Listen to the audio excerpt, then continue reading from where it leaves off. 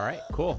Ryan, thanks for joining me today. Thanks, Greg. Appreciate it. Good seeing you. I know we had talked a few weeks ago. We met up at CJI in Miami a week or two ago, 2 weeks ago. 2 weeks ago. At this point, and you happen to be down in the area, so thanks for stopping by. Yeah, no problem. Enjoy being here, and good to catch up with you. Yeah, sure. So first, I guess let's. You're with Satcom Direct. Correct. You're also on the NBAA Tax Committee board. Yes. Is that the right description? Yes, that is the right description. It's the tax committee leadership. I'm the vice chair of the committee. Okay, cool. And so, wanted to talk about a couple different things today. Sure. We wanted to talk tax. We wanted to talk financial reporting for flight departments. Probably touch on a little bit on technology. So we got a few things that we wanted to talk about. But maybe we could just get started by, just a quick intro to you and maybe, what your day job is right now. Yeah, no. And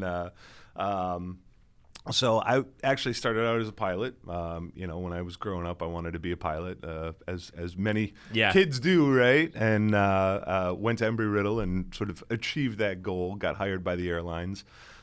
Spent 5 years flying for Atlantic Coast Airlines, which became Independence Air, and then promptly exited business. So that was my first sort of awakening. CRJs? CRJ 200, okay. Correct. Cool. So that was sort of my first eye-opening experience to the aviation world and the industry. Was losing my job and getting furloughed. So good times. That was good stuff, right? And my dad had always told me, it was funny because he always said, "Look, you got to have a backup. Like I totally support you wanting to be a pilot. I think it's a great job." He had always kind of wanted to be a pilot, so he was kind of vicariously living through me. But he also said, "Look, you need to have a backup." So when as that sort of was going on, I said, "Okay, I'll go back to school and get my MBA." So kind of did that. Ended up getting hired by Northern Jet Management. So flew in the 135 World for 5 years. Was a captain on a Citation Bravo and a Lear 45. Okay. And, did that, had a great time doing it, but there was just always something. I did finance stuff for them as well. And there was always kind of a pull over to that side of things. As I got a little bit older, got married, had 3 kids, right? So it was like, okay. I know how that goes. Right? Yeah. It was kind of like, okay, now I need to, be home a little bit more. So at that point, I kind of decided I'm going to try to make the leap over to doing sort of full-time finance stuff. So was lucky enough at the time that a bunch of people saw an ad for a financial analyst for a flight department in Grand Rapids. So I worked for Amway's flight department for 6 years as their financial analyst. Cool. And, was able to be, at home and, watch my kids when they were young, and that was great. So it was, it was good to leave flying and sort of have both the aviation skill set, but then also the finance and sort of tax. Understanding what all of this kind of translates to on the dollars and cents side of things. Exactly. So it, was lucky enough then to get approached by Satcom Direct at that point in time, and they had just completed their acquisition of aircraft logs. And so at that point, I was a customer and was working on building some software because Amway's flight department's quite complex. Yeah, sure. So it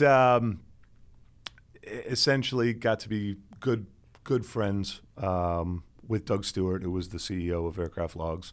And he said, "Hey, I really need somebody to come. We have sort of a new product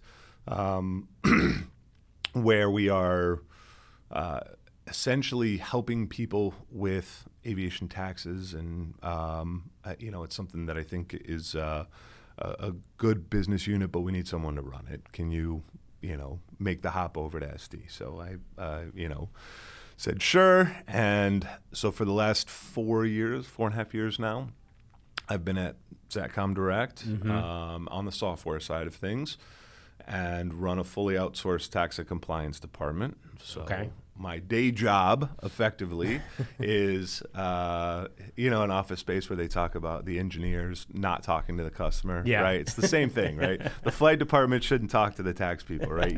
You need somebody in the middle who can translate for them. So that's kind of my job, is to be the guy in the middle, to do the translating for both sides and help everybody make sure that they're staying compliant, but also trying to help them save some money. Okay.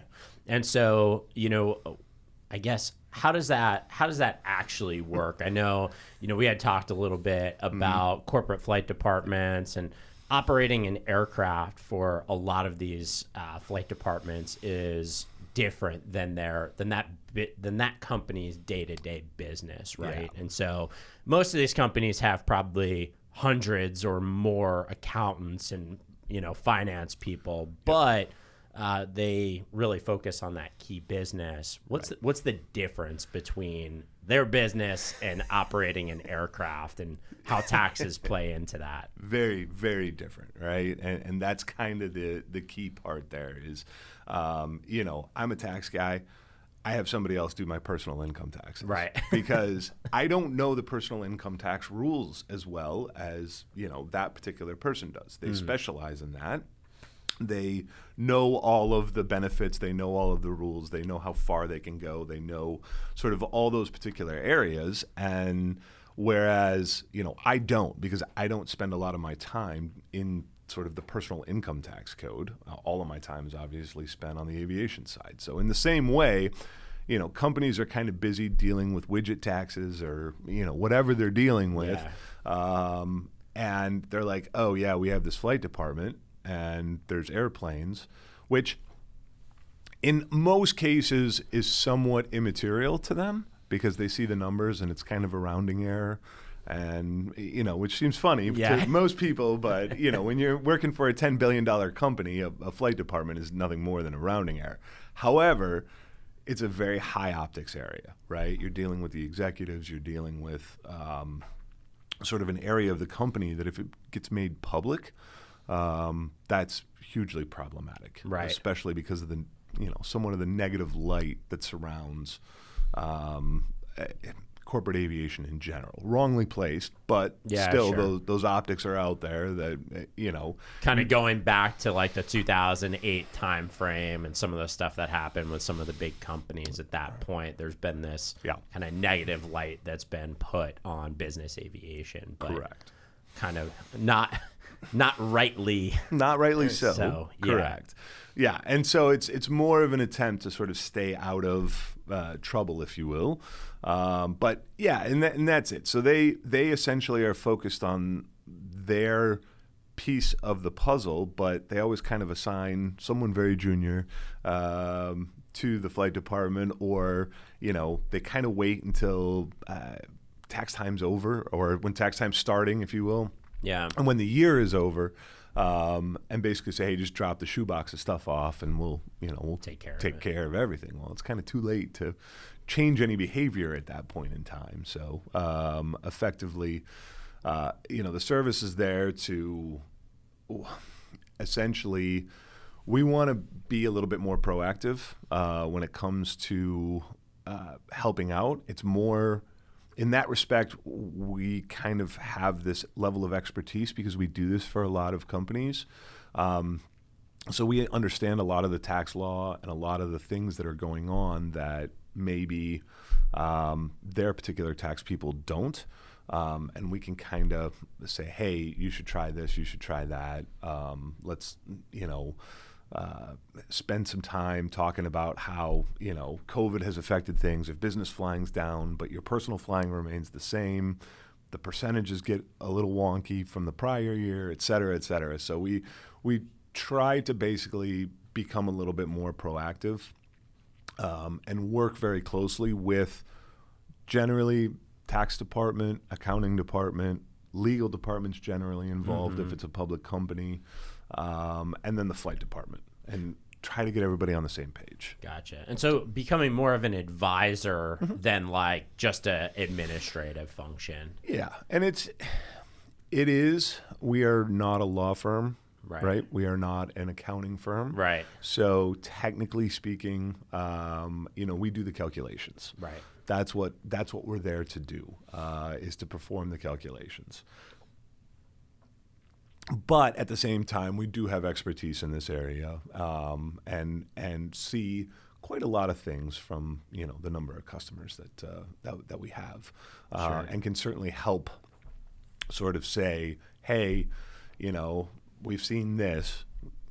There are things within deductibility of the air when you buy a new airplane, especially if you take bonus depreciation, which is kind of the hot words out there right now, right? Where there's some ways that you can structure things that can save a ton of money, and so those types of things, we go talk to their tax team and say, hey, here are the set of rules. Then they go and review everything and then say, yeah, okay, hey, we didn't know about that, but we're going to implement that because that's going to save us a lot of money. So Sure. So it's kind of a, I like to call it a hand-holding relationship, if you will. Yeah. Where we are there to kind of, on an ongoing basis, advise and sort of tell you what's going on a monthly, quarterly basis. So we're bringing the right reports to the right people at the right time. Gotcha. And then also sort of saying, hey, let's see if we can get there. And there's a trend out there too. A lot of executives and a lot of people are starting to kind of want to see how much this is going to cost them before it happens, right? Whereas in the past, they just kind of said, hey, it is what it is. But now it's starting to get more to the point where, and I don't know if that's, purely a generational thing but there's more sort of interest being put on what exactly is this going to cost me before it happens, kind of focus. So and it's kind of I had a question for you, and it kind of ties into that. Is that right now the business jet market is super hot. There's everybody's looking for an aircraft, right? And there's people, especially after this last year, that are getting into business aviation that weren't before, right? So there's these new people entering and saying, I want an aircraft. Right. And I've seen this firsthand, people buying aircraft and then realizing what that actually entails. Right. It's not cheap, and it's not simple. It's not easy. Right. Exactly. It's not like buying a car and you just go and drive it wherever you want and do whatever you want, and you kind of worry about things later. There's a lot of complexities in operating an aircraft. Have you seen that? Have you brought on new customers that are kind of first time owners, and any advice for that type of operator? Yeah. Do your research beforehand, right? Yeah. And that's kind of the big piece. Is our industry is full of people who, would love to sell things, right? There's plenty of brokers and, sales guys out there that are trying to earn a living. And I'm not saying that there's bad actors out there, because 99% of everyone in this industry is great, right? Sure. But there's still a, hey, this is exactly how much it's going to cost aspect. And somewhat of a transparency aspect. And I think that the transparency as a whole, when it comes to finance, expense, taxes, budgets, those types of things, right? Yeah. We just don't have the level of transparency in this industry that we need to be successful. And so you get these people that come in, they get promised the world. They sell an airplane. And sort of the transaction team, if you will, gets to do their job. Yeah. But then the transaction team leaves and goes on to the next transaction. Well, now you have this operator who's there, who's going, well, what do I do now, right? Which, obviously there's management companies and, different areas and things that they can, services that they can utilize. But at the same time, if they were expecting, bonus depreciation is a perfect example, right? So bonus is great, but it's nothing more than a timing thing, and it will save you a lot of money. if you have the income to offset it. Well, so it needs to be a business activity, and you need to actually have the income to offset it. So, a lot of times you get what we call the country club effect, right? Where,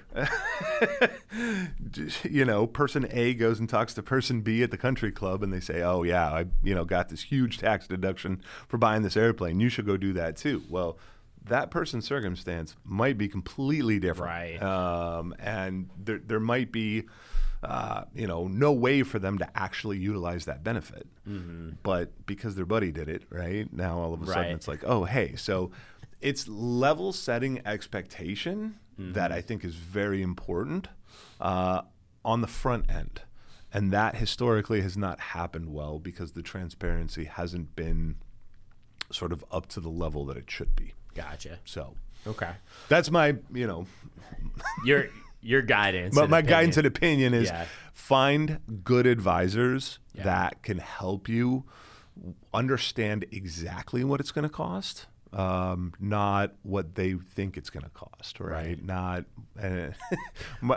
Yeah, and I think cost is one side of it too. Is like you can buy an aircraft. Doesn't mean that you can just fly it wherever you want, whenever you want, with whoever you want. Yeah. There's a lot that goes into actually operating an aircraft. Yeah. And the big piece, from that side, especially if it's a corporate-owned airplane or a business that's doing the airplane, if you're using it personally, every sort of bit that you're using it personally, that deduction is getting sliced off, right? Yeah, So, sure. But it's understanding that beforehand to say, I'm going to fly, 400 hours a year, but 200 of it is for personal and 200 is business, right? Let's say. Well, if you know that ahead of time, then it's not going to be a big shock when, after your first year, your deduction isn't as big as you think it's going to be, right? Sure. Now you're aware of the fact, your expectation has been level set that this is going to happen. So it's kind of understanding how you're going to operate the airplane, whom is going to be on board, what that looks like, and sort of running that proactively rather than being reactive. And understanding that ahead of time. We had a customer who basically signed up with us because effectively they didn't know any of this stuff, right? So they said, look, we need somebody to hold our hand through this, but we really want to be proactive in dealing with all of these issues. And we have a great transaction team, and their lawyers actually reached out to me and said, hey, I think these guys are going to need a little bit of help once they get going in sort of operating and understanding how to actually do this. And we think you're a decent fit because you were a pilot and you kind of understand their needs, but also the tax people's needs. So that was kind of, hey, like you said, there's complexity in operating, but understanding how to be proactive and sort of level setting that expectation is extremely important. Sure. And so, as you're, you had mentioned, like, you don't do your own taxes because you're not up to speed on all of these regulations for your personal. But what does how often is tax law changing for the operation of aircraft, and how involved is that? And that's kind of question one. And two is like, is there anything that's recently changed that people need to know about, or things that you might know are kind of coming down the pipe that would impact them? So it's a good question, and it's one of the reasons why having someone sort of on staff, if you will, that's paying attention to those is a good idea, right? And it's not going to change yearly. The last big change was the Tax Cut and Jobs Act of 2017. That did have a few things in it that, kind of, there was some good and some bad, if you will, that ended up happening with that. And so, but prior to that, 2012 was kind of when some of what we call the disallowance rules went final. Those actually came into place in 2004. So that's another thing that, the rule itself came to be in 2004, but the actual regulations weren't finalized and written until 2012. So there was an 8-year gap there. Really fast moving. Super fast moving government, right? So, which, that's why I still get people who, it's 2021 now. 2017 was when the Tax Cut and Jobs Act passed. Granted, it was the end of 2017, so it's, but still, that not all of the regulations for the things that have changed have really been written yet. Gotcha. So it's an ongoing thing. And so, one of the big ones that essentially changed was they took away 1031s, which, if you're familiar, essentially when you sell an airplane, you have to pay taxes on that gain. Right. Well, historically, you could roll that gain into your next airplane. So unfortunately, they kind of took that away. In the meantime, they did actually extend bonus depreciation, which was great, but that now has a ceiling as well. So coming up in 23, it's going to start stepping down from 100% to 80 to 60 to 40 to 20 through 2027, which is cool. But the way the math works out, if you sell and buy an airplane in the same year that you take bonus, you're actually offsetting that. And so you're getting the math works out to be the same as a 1031. But once bonus goes away, that doesn't exist anymore. And so you don't have a vehicle by which to do that. So pretty soon, people are going to start selling airplanes, and they're going to get a pretty hefty tax bill that comes along with selling an airplane. So hopefully, we can work on kind of negotiating and getting to the right people on Capitol Hill to sort of say, hey, we'd love to kind of have this back, kind of thing. But right. So yeah, those rules. But it's the other piece of it was commuting. And so there were some rules that changed around the deductibility of commuting.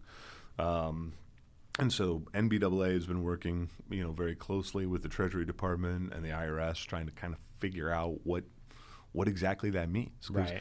And what a lot of people don't understand is when they change those laws, right, they basically write 2 sentences into the law, and they say, oh, commuting's no longer deductible. Oh, great. Well, what does that mean? Sure. Right? This is why it takes them 8 years to write the actual law behind it, right? And say, this is what was meant. This is what actually, from a legislative history standpoint, this is what goes into those things. So essentially from a commuting standpoint, commuting is no longer deductible, but there are kind of exceptions and ways around it, and there's a sort of a security side to it as well, that you can make it deductible again if there's a security concern. But those types of rules are more living as well, in the sense that you have something big happen like COVID. Well, all of a sudden, is that from a security standpoint, right? Like, if I want my executives flying on the airlines, or do I want them flying on a corporate jet? Well, I don't know, right? Right, sure. So those types of rules and how they change, it's not always this black and white, bright line test of here you go. Yeah. There's a ton of gray involved. Yeah. And so understanding what's gray, why it's gray, how far can you go, right? What are others doing out there in the industry? What is, sort of how that's all working is important. So, okay. Yep. Do you see, there was a lot of talk at CJI about sustainability and green, and now there's, Build Back Better. Yep. Do you see that impacting tax and financial reporting and things for operators that may be taking a greener approach in the future? I hope so. I think it's probably the long term anyways. Mm-hmm. I view it as one of the biggest threats to corporate aviation, right? Sure. I mean, we all kind of, 10 years ago, people would have said, oh, whatever, it doesn't matter. But there's, even even on the corporate side, as we were talking earlier about, sort of back in 2008, there are activist groups out there that do just that. They go basically, try to find out those companies that are sort of utilizing the assets improperly, if you will, and go sue them. Like, that's their job. Yeah. And so if people think there isn't this threat out there, there is. Yeah. Right? So yes, do I hope, a lot of the times behavior can be driven with the right incentive. And that's, I think NATA has done a great job, along with NBAA and, sort of the industry as a whole in regards to SAF, of saying, hey, look, there was a gap there between what it was actually costing and what, regular Jet A was costing. Yeah. So let's utilize tax code as a way to essentially drive the proper incentives. Mm-hmm. And so they had the credit that was applied, and that certainly is a big help. So I think definitely the tax code can be used in a good way for the environment of saying, hey, let's make this something that's a priority. Yeah. I hope they can kind of more quickly catch up to the fact that this is going to be an issue in the next 5 years. Right. And sort of drive behavior by placing the incentives in the right spot. Yeah, sure. Rather than trying to punish, focus on punishment in the future. Correct. Yeah. Yep. Yeah. Absolutely. No, it's an interesting topic. I'm sure there'll be much more that comes in the next year or two all around this. But kind of circling back, you had talked about some of the transparency or lack of visibility into like expenses, budgeting. I think some of that plays into the technology that's available. Correct. And so talk to me a little bit about, what that means to you, kind of your view on the SaaS landscape in business aviation, and maybe a little bit about one of your recent partnerships. Sure. So we, the SaaS landscape, if you will, within corporate aviation, I think, it kind of follows, pilots and mechanics and money don't necessarily mix, right? And so it's always kind of been in the back corner, if you will, where, the maintenance side is served very well with SaaS. I think there was a lot of entrance into the market there, as you're familiar with. Yeah. The operating side obviously has become important. So there's a lot of schedulers out there. There's a lot of sort of operations software. Yeah. And then you go, okay, well then there's got to be good, solid finance software. And, I worked for a $10 billion company for 6 years and got to be, and I was actually a finance employee. So I got to watch sort of the fintech stuff happen on that side of the coin. Right. And say, hey, look, so here's a corporate finance department. They've got spend management tools. They've got all this really neat stuff, all these really cool things getting installed. There has to be something like that in aviation, right? No. There's not. And so essentially it was like, oh, okay, all right. Well, that's interesting. And so I think it's a very underserved market. We had done a bunch of homework and a bunch of research out there for who was out there. And so Satcom Direct signed a strategic partnership with a company called MySky about a year and a half ago. And that's sort of MySky's goal, is to make things way more transparent. So utilizing some really cool SaaS technology of sort of getting the information into the system and then doing things with it that not very many people have done.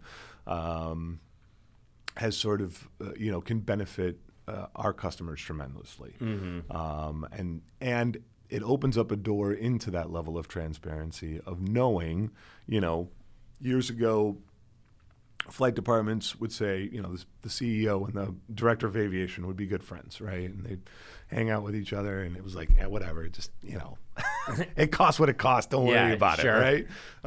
Kind of thing. And that's how it was for years, and that was great. But I think it's starting to get to the point where, there's a lot more controls around it, and there's a lot more CFOs that are coming into companies that are saying, hey, where's my KPIs? Where's my reporting? And out comes a spreadsheet from 1983. Yeah. And they're like, what? What is this? What is this? Right? You go to an executive committee meeting where, everybody's reporting, and they have all these neat SaaS tools and have these great presentations. And then there's the director of aviation back there who, loads up a crappy old spreadsheet from 30 years ago and is like, here's where we are. And it's just like, wait a minute. So essentially it's, having sort of very easy, reportable type expenses, but also having sort of that transparency into what exactly is going on. So MySky's done a great job of, on the spend management side, of essentially setting up a way to input all of your expenses, sort of automatically. Okay. And then they've also sort of turned that forward as well, and have very recently also done sort of more of the proactive side of things where, they have new quote tools and budgeting tools. Okay. And so going back to, sort of, hey, letting people know what this is actually going to cost is important. Sure. And so we're very excited about the partnership. I think, at least I am, and it there's a lot of really good things that can come from. We didn't necessarily want to build it because we were never going to catch up to the level of technology they had. Yeah, sure. So it was a good partnership opportunity that presented itself. And so we're excited to have them on board. Yeah. Well, and I think what's cool too, and just working, I've worked with Satcom Direct in the past, and I think just the integration strategy that you guys have taken on some of your things is seems to be the right approach, because you can't build it all, and you can't be everything for everyone.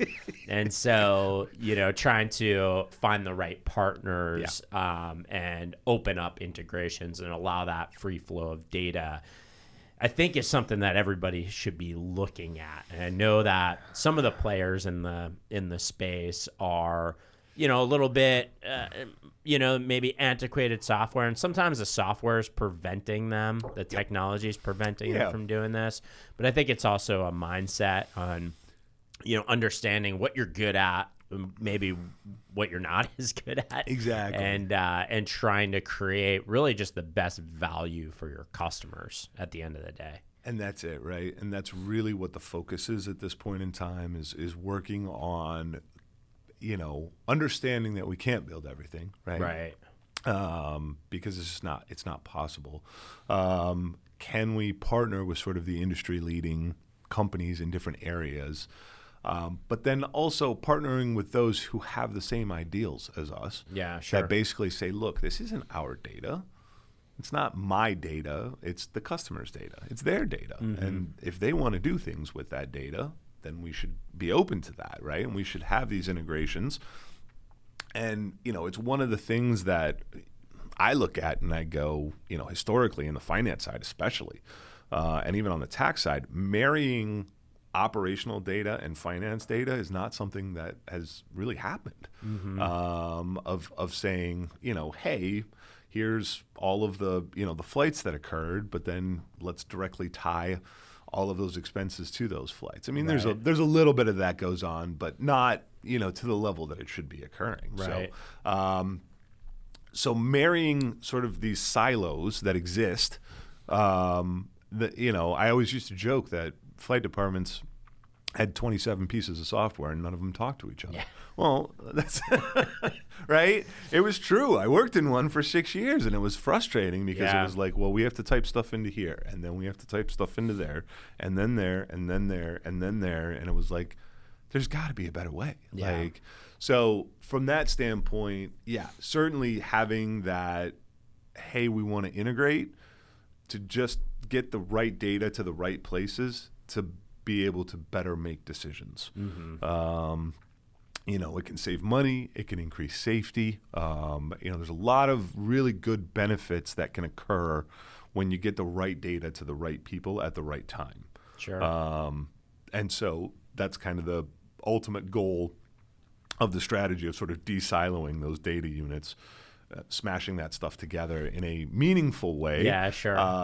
And being able to then display that to the customer so they can, you know, operate better and more efficiently. Yeah, sure. I think it's cool. It's cool to see like where some of this new technology is going. It seems like there's a couple new players that have, you know, entered into the market that are looking at things in a much different way. Because I always looked at a lot of the software that was out there was really focused on just making jobs easier or making, you know, workflows more efficient.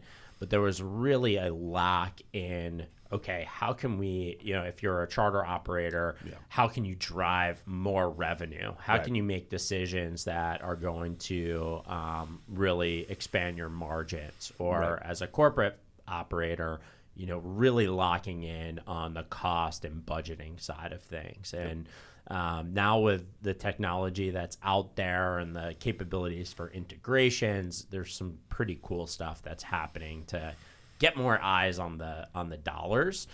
And I've been talking with a few people about this, and I think what's going to happen though, and what everybody needs to be pretty aware of, is that as these things start becoming available and operators start you know, implementing them, that the people that have been doing things the same way for the last, you know, 20, 30 years, there's a potential that your competition could really come and eat your lunch, right? Oh, yeah. And it's something that everybody needs to be aware of. And I think in the last year, some operators, some just businesses in general have really opened their eyes to say like, okay, we've been doing okay. We've been growing a little bit each year, just doing the same old stuff. But COVID has really like changed things for some people. And it has. And I'll put it this way. These are not new ideas. Right. Yeah. Like it's just taking, and again, I'll draw the parallel to the finance world, right? This has been going on for 15 years, 20 years in the finance world. Yeah, sure. You look at what SAP and what Oracle have done with ERP systems and all of the players that are coming out of basically saying, hey, look, we have all these disparate data silos. We need to figure out a way to marry operational data and financial data and everything together. This has been happening for 20 years, right? You look at what happened with banking and you know, people who are getting their lunch eaten, right? The same thing has happened. It just never was applied to aviation.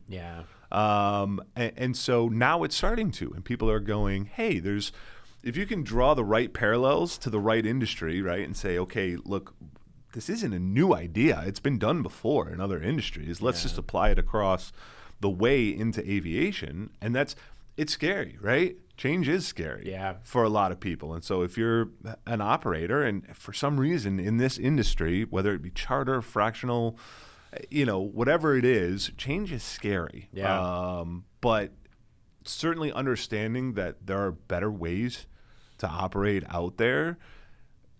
You know, one of the things we get all the time is, well, I'm afraid I'm going to lose my job if you bring the software in. And I've never actually done any, you know, truly deep research into this, but I'd love to, but don't have time.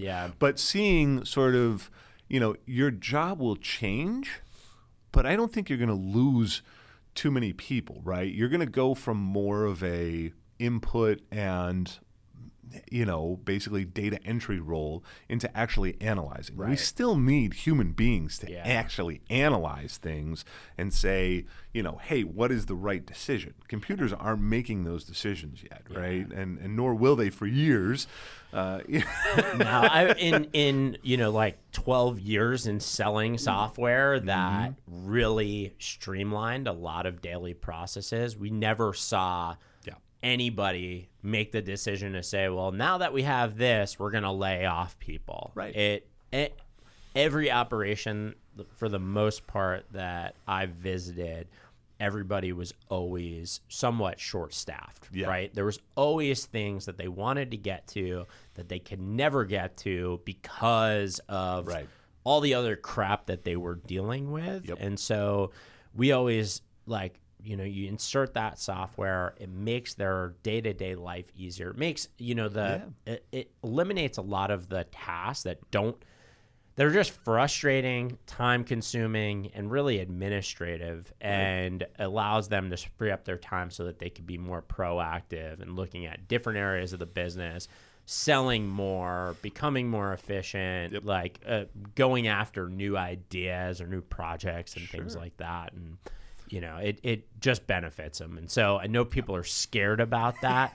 It just doesn't happen. It doesn't. And that's why like I said, I'd love to see more statistics in that sort of realm, because I think there's a lot of people that are afraid of that, but it doesn't happen. And I don't see it happening. I think it just, like you said, it makes people more productive actually at the end of the day, because they're able to analyze, they're able to go do these other projects, they're able to get to all those other things, learn more, understand more, and those are all good things, right? That is good stuff that needs to happen.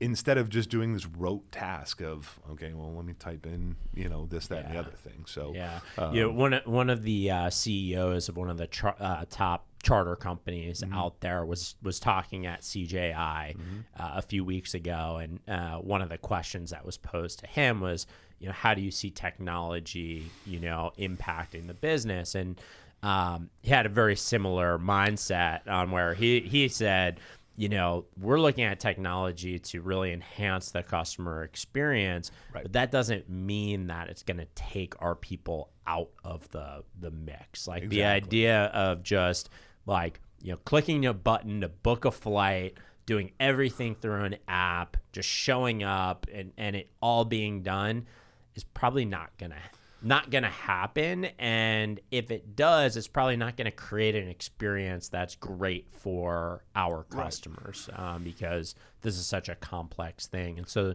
they're using technology to enhance that, to make their service better, to streamline some things, but it doesn't mean that they're eliminating people from the mix. Well, and at the same time, this is a service business. Let's not lie, right? Yeah, I mean, this is absolutely a relationship and a service-based business where, losing that becomes difficult. I get it, right? Uber's fun, Lyft is fun. I whip out my app and, 10 minutes later, I'm in a car driving somewhere.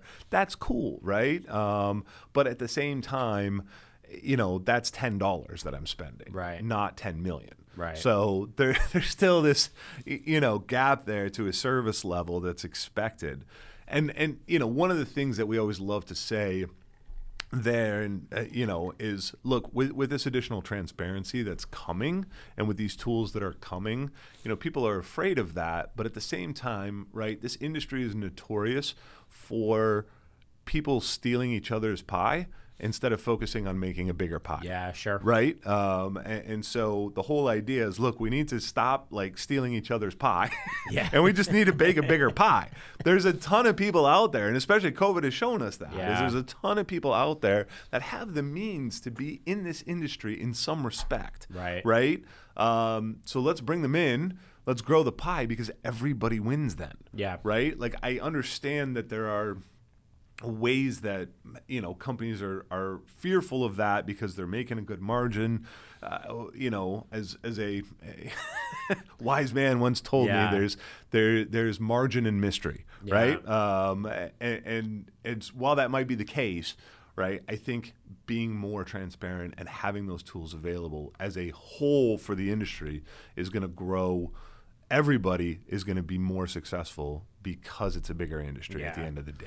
No, I think that's a great way to look at it. And I had worked with some of the executive team at Cirrus Aircraft over the last few years. And what I thought was really cool about their approach, and one of their like main drivers for growth was like, we're not focused on trying to get somebody out of a Cessna and into a Cirrus. We're trying to attract people from outside of the industry that have either never flown before, never owned a plane before, but really showing them that, flying whether it's a turboprop or a light jet is actually a feasible thing for a good group of people. And they were really trying to gear their marketing and their sales and their image and brand towards attracting more people from outside of the industry. And I think that that opportunity exists for a lot of the businesses in the industry. Yeah. No, absolutely. And I think that's it. Is there's, you look at some of the statistics and of the number of people that have the means to be in corporate aviation versus those who are. Yeah. And I can't quote those off the top of my head because I don't know them, right? Yeah. 79% of statistics are made up on the spot anyways. But, that said, having seen some of those numbers before and looking at some of those studies, it's kind of mind-boggling because it is very much a low number of people who could, and there's a huge area of people who can that aren't. Yeah. And whether that be, going back to your earlier point about sustainability, right? That's another thing is by getting in front of that, you can probably convert some people by making it more transparent. Sure. There's been a lot of people who have come in, sort of dipped their toe in the water, had a really bad experience, and then left, right? Yeah. And said, I'm never going back to that, right? Sure.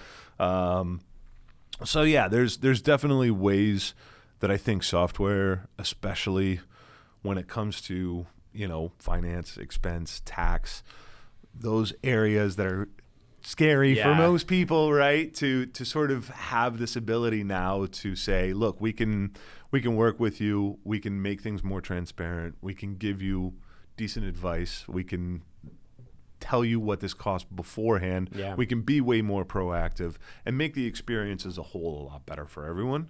And that benefits the industry as a whole. Yeah. And that's the end goal, right? Is let's make this a bigger pie. Right. So that everybody can profit from it. Yeah, sure.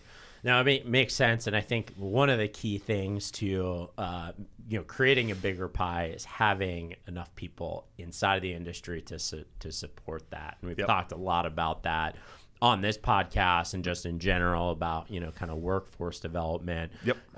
But more specifically, I wanted to ask you a little bit about your CAM certification. Yes. I see you have your pin on. I do. Now, I actually noticed it's upside down. Uh-oh. So if you're able to spin that around, there you go. All right. So talk to me a little bit about what first, let's start. What is CAM, and maybe walk us through what that looked like for you. Sure. No, I'd love to. And so a CAM is a Certified Aviation Manager.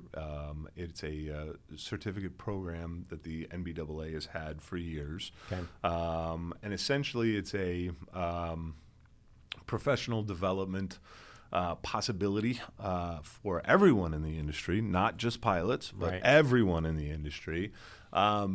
To learn more sort of about all of the different areas of the business and sort of essentially understand more sort of cohesively everything that's going on rather than just their area, right? And so there's now, I want to say just over 700 in the world. Mm-hmm. And so NBAA has done a great job of sort of creating this professional development program and then maintaining it and getting people excited about it. And I've seen, especially over the last couple of years, a lot of the sort of directors of aviation positions that become open, you're starting to see more and more that, hey, this is a certification, an industry certification that is necessary. Right. You need to have it, kind of thing. And so for me, the value in it, I was very lucky. I'll put it that way. I got mine in 2013. So I've had it for, almost 8 years now. I was very lucky to have a mentor. So when I was at Amway, one of their chief pilots had recently completed his CAM and was very much like, hey, if you're interested, I can help. Yeah. And that was amazing, right? So it's kind of having,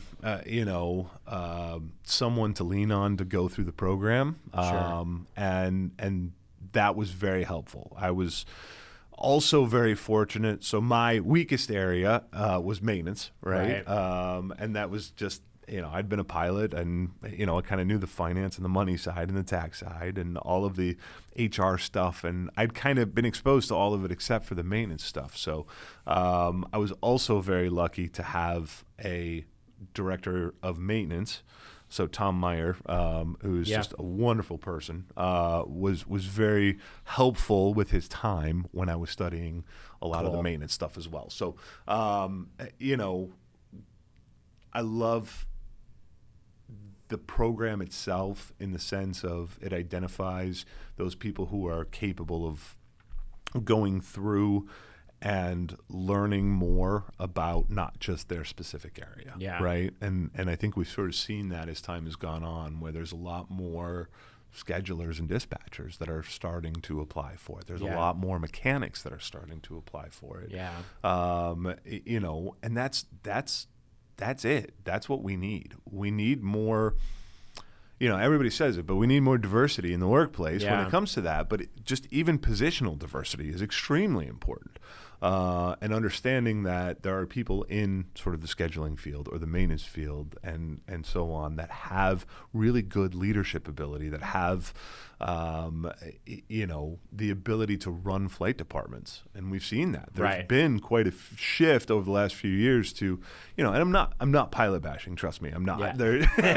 You're a pilot, so I am a pilot, you can but bash if you want. Well, and it just, like I said, I would much rather be sitting at a table with a whole bunch of extraordinarily educated people from different areas that I can then, make a good decision. Sure. Rather than, sort of being in this tunnel of, hey, I'm here.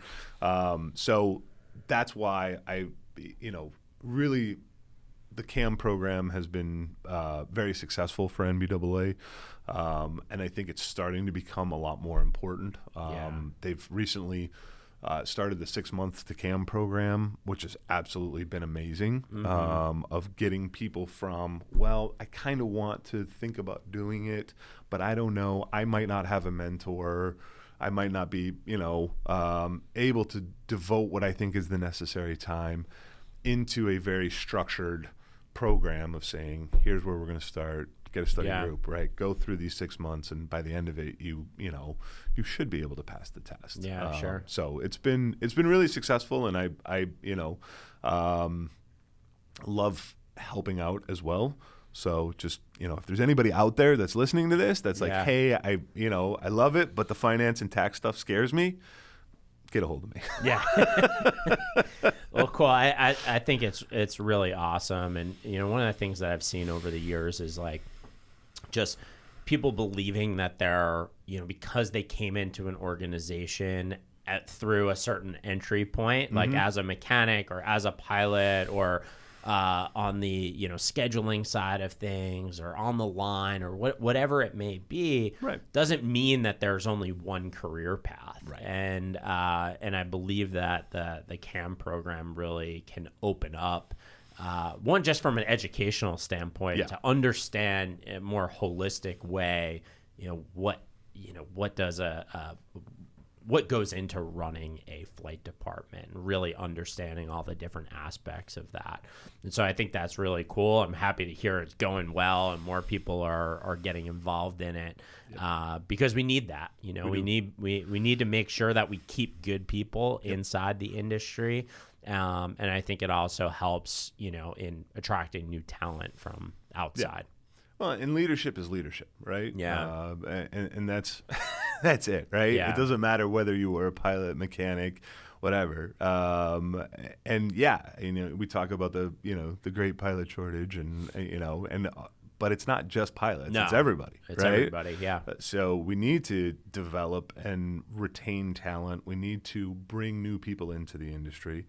We need to get people excited about different areas and so on. And so, yeah, I think having sort of that CAM program for people to have something to aspire to work towards, to study on, and get up to that point is certainly important. So, yeah, definitely. For sure. Well, I guess I don't know. We've been going for about an hour now, maybe a little bit quick. longer. But I guess anything else that you want to touch on in regards to the future, what you may be working on at SD. Just we're continuing to sort of try to expand out. Obviously, numerous different partnerships and make things sort of better for everyone when it comes to getting the right data in front of the right people at the right time. And so, yeah, it's, my little slice of heaven is with the finance side and, the partnership with MySky and the aviation tax side. My end goal is to basically alleviate somebody's headache. Right? There's a lot of people out there who are kind of like, yeah, I have this stuff that is happening and I don't want to deal with it. I don't know how to deal with it. Right? So it's more about, hey, can I come in from it's a good idea from an expertise standpoint, from a business continuity standpoint, where essentially you have, everybody's lost people in the last, 25, 30-year-old veterans that leave, and that industry knowledge is just gone, right? Mm-hmm. And so having somebody there to kind of walk through and help you that is a third party is always helpful. Sure.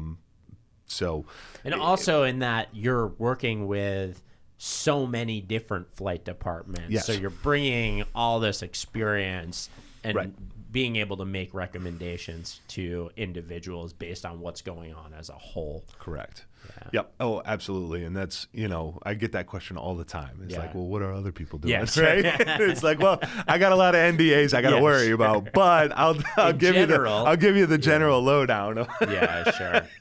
But yeah, no. So it's just more, I'm really excited for some of the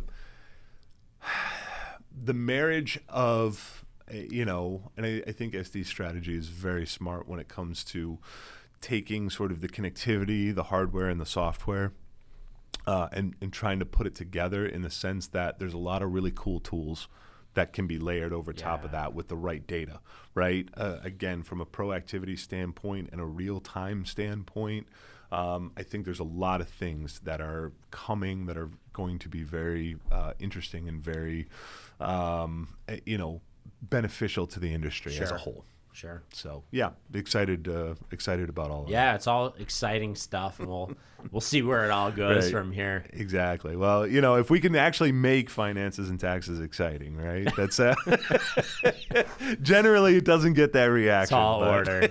Yeah. Exactly. So awesome. I appreciate you stopping by today. It was good to chat, and we'll do it again. Thanks for having me, Greg. Really appreciate it. Yeah, thank you.